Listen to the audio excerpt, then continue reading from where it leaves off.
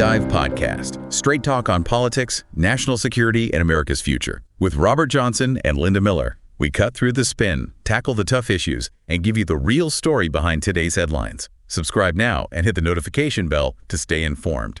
Okay, so you've shared some really interesting source material with us this time. We're looking at this recent agreement between the U.S. and Ukraine, focusing on natural resources. Yeah, and it's all happening, of course, against that really complex diplomatic background with Russia. Exactly. So our mission today, basically, is to unpack this. We want to understand the key events, the motivations on both sides, and what the potential fallout could be. Especially thinking about the ongoing situation, yeah. Right. And we're drawing on reporting from places like the Financial Times, Der Spiegel, and Politico to piece this together. Critical sources. So to start us off, where did this whole idea, this resources for support idea, actually begin? Well, what's fascinating, really, is that the original spark seems to have come from Ukraine itself. Oh, interesting. Yeah, specifically President Solinsky. The thinking started around the beginning of last summer. Okay. And the concept was basically a potential strategy to lock in long-term U.S. support by, offering access to Ukraine's pretty significant natural resource. So it was about appealing to economic interests in the U.S. as a way to guarantee that help. Precisely. The strategy seemed crafted, at least partly, to resonate with the perceived economic priorities of then-candidate Trump. Right, linking it to business and resources. Exactly. The hope, it seems, was that this kind of economic angle might shift the conflict's trajectory, maybe even push Russia towards negotiations eventually. And wasn't there a figure in the U.S. Senate involved in sort of inspiring this approach? Yeah, reports mention Republican Senator Lindsey Graham. The idea being that he suggested, look, offer resources, and in return, you'll get more U.S. military muscle. Okay, so a pretty clear quid pro quo proposed there. Resources for weapons. That was the initial thought. But the initial reaction in the U.S. wasn't maybe entirely on board with that specific exchange. That seems right. Initially, the Biden administration, reports suggest they weren't showing huge enthusiasm for ramping up military aid significantly more. But they were interested in the economic side. Yes, the economic possibilities, like access to resources, that definitely caught some attention. Okay. But ultimately, the Ukrainian team decided, look, let's focus our efforts on the incoming Trump administration. Why specifically them? Likely because the current U.S. president had already expressed a clear interest in, economic benefits, and specifically mentioned rare earth metals. The rare earths. Crucial for so much tech. Absolutely. So the thinking was maybe this approach would align better with his priorities. Okay, so the current U.S. president takes office, and this idea presumably moves from concept to actual discussion. Yeah. What happened next? Yeah, this is where it gets pretty interesting. Pretty quickly after inauguration, the current U.S. president publicly connected future U.S. support directly to getting access to Ukraine's resources. He made that link explicit right away. Very explicit. And he didn't just link it, he threw out a number, $500 billion. Oh, wow. $500 billion. As what compensation? Yeah, as compensation for past U.S. aid, which, importantly, was way more than the actual amount provided. That's a huge opening demand. Huge. And he specifically mentioned, again, the need for reliable supplies of those rare earth metals. How did the Ukrainian leadership react to that? I mean, $500 billion plus resource access. Understandably, they were, let's say, deeply concerned. I bet. And maybe even more worrying for Kyiv was that in this initial public statement, there was zero mention of future military support. So just a demand for resources and repayment, essentially. That's how it looked initially. Still, despite that shock, Kyiv decided to keep the door open, keep talking, probably hoping they could negotiate something more workable. Right. You have to keep the channels open, so then the Treasury Secretary gets involved directly. That's right. Yes, exactly. Yeah. Just a few days later, Secretary Scott Bessent flew to Kyiv, and he had an initial proposal with him. Wait, what was on the table? This first offer suggested the U.S. would get ownership of 50% half of Ukraine's rare earth metals and other key minerals. 50% ownership. Wow. And what about the other side? What was the U.S. offering? That's the critical point. The proposal apparently included no specific military or financial obligations from the U.S. side. So give us half your valuable minerals, and we offer nothing concrete in return. Yeah. That sounds incredibly tough for Ukraine. Extremely tough. And President Solinsky was reportedly quite angry about it. He refused to sign right then and there. Understandable. What were his main objections? Primarily concerns about Ukraine's sovereignty, control over its own territory and resources, and Crucially, the complete lack of any security guarantees from Washington. Still no security assurances. None in that proposal. In fact, one high-ranking European official apparently described that offer as basically a lure for the current U.S. president. A lure, meaning? Meaning it was vague, maybe intentionally so, allowing him to sort of name his own price later on. Not a detailed commitment. That paints a picture of very unequal footing in those early talks. It does, and reports suggest that after Zelensky pushed back, Washington actually turned up the pressure on Kyiv. So things got more tense. It seemed like it. But negotiations did eventually get back on track, and there was a significant shift. The U.S. dropped that $500 billion demand. Okay, that's a big concession. It is. Oh. But at the same time, the current U.S. president apparently made it clear that security guarantees were off the table from the U.S. Still no security guarantees. Right. The suggestion was that Europe should handle that side of things. So one demand goes away, but a core Ukrainian need remains unmet. This sounds like a real roller coaster. Yeah. Then came this meeting in the Vatican. That seems pivotal. Yes. That meeting appears to have been a really key moment. Reports say Zelensky told the current U.S. president directly, okay, I'm ready to make a deal. So a breakthrough, seemingly. You'd think so. But then a planned signing ceremony back in Washington meant to formalize things apparently went sideways, lumatically. What happened? They just had this positive meeting. Right. Reports describe a really strange sequence. It started okay with Zelensky presenting the current U.S. president with a boxing championship belt for the camera, a symbolic gesture. Okay. A bit unusual, but positive. Seemingly. But then, behind closed doors, things apparently got heated. A major argument broke out. An argument. About what? The current U.S. president reportedly accused Zelensky of, quote, playing with World War III, and apparently asserted that Ukraine held, quote, no cards in the negotiation. No cards. Wow. It's harsh. Extremely. And the immediate consequence was the cancellation of the signing ceremony. They just called it off. Called it off. And according to these reports, Zelensky was then unceremoniously ushered out of the White House. Unceremoniously ushered out. That sounds quite bad. Yeah, and apparently a planned dinner for the Ukrainian delegation was canceled too, eaten by the president's staff instead. It points to a real low point in the process. Definitely a major breakdown. Yeah. But the talks didn't collapse entirely even after that. Remarkably, no. Despite that whole episode, negotiations did continue. Although, things seemed to get even tougher for Ukraine for a while. How so? Well, by the end of March, the administration had actually suspended U.S. military aid. Suspended aid.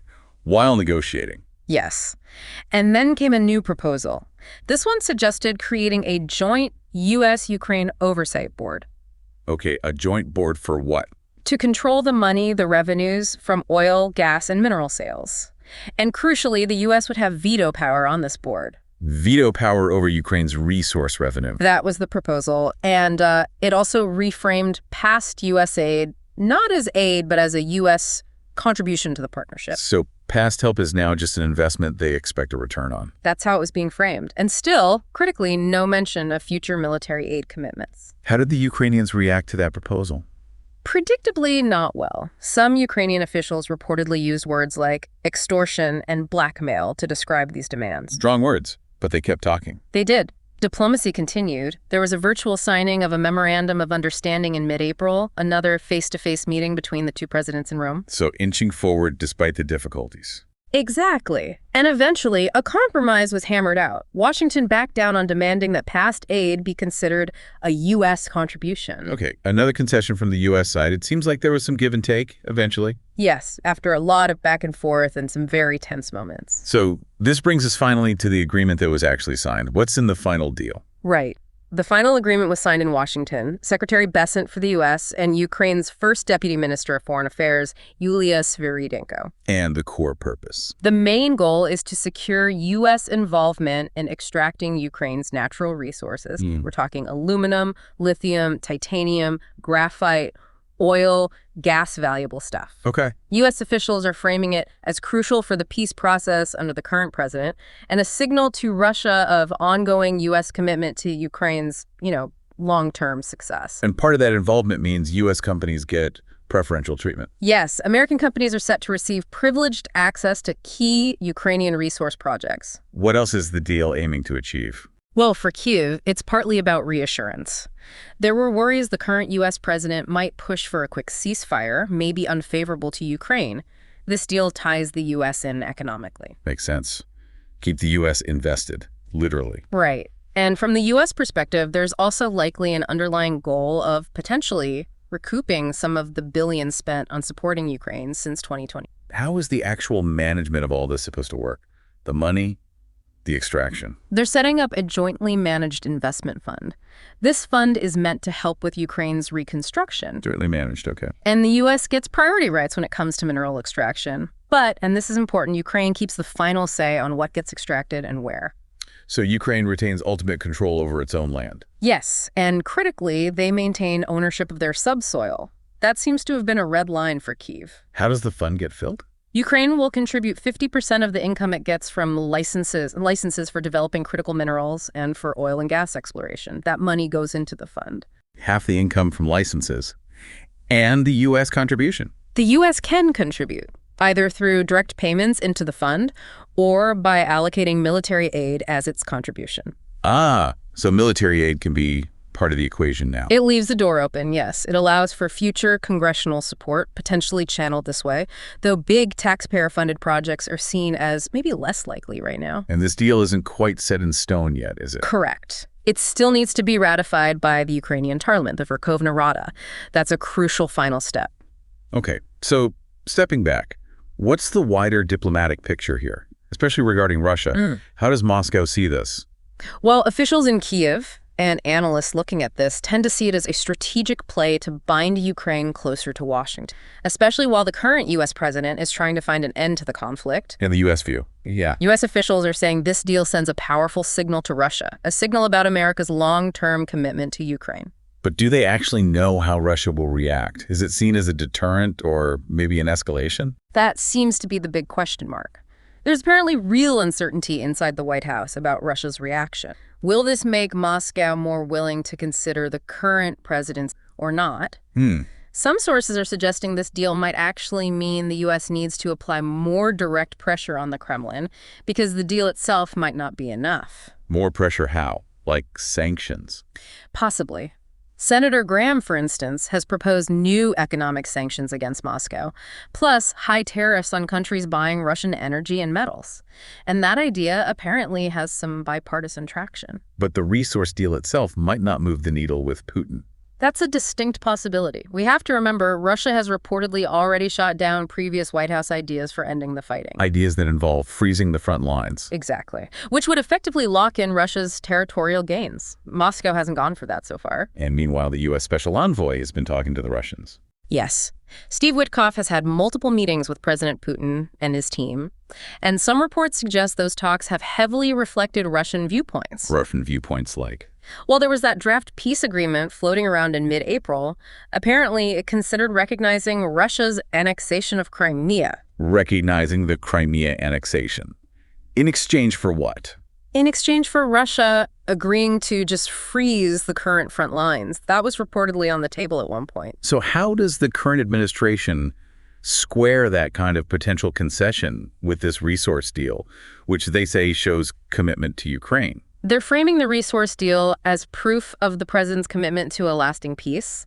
The argument is that it gives him a stronger hand, more leverage for future talks with Moscow. They use that phrase royal flush, right? After saying Ukraine had no cards. Exactly. The narrative is that this deal changes the negotiating dynamic, gives the U.S. and by extension, Ukraine better cards to play. The U.S. economic interest is presented as proof of commitment to Ukraine's future. But not everyone buys that this deal is the key to peace talks. No, definitely not. Some experts see it as, a positive step for the U.S.-Ukraine relationship itself, building ties, economic cooperation. But not necessarily a game changer for ending the war. Right.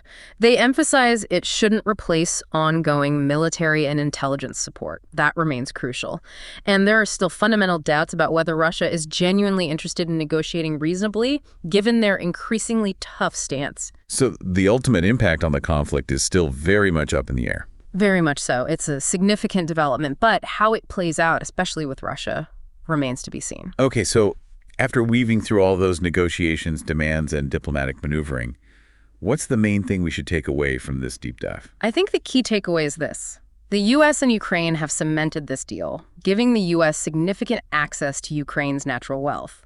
It started as a Ukrainian idea to secure support, and Washington is portraying it as a sign of enduring commitment. but its actual effect on Russia's calculations and on the path towards ending the conflict that's still deeply uncertain. It's a major piece on the board, but not necessarily the checkmate move yet. Subscribe to our podcast on Spotify, Apple Podcasts, and YouTube. We are here to make things clear. New episodes every day.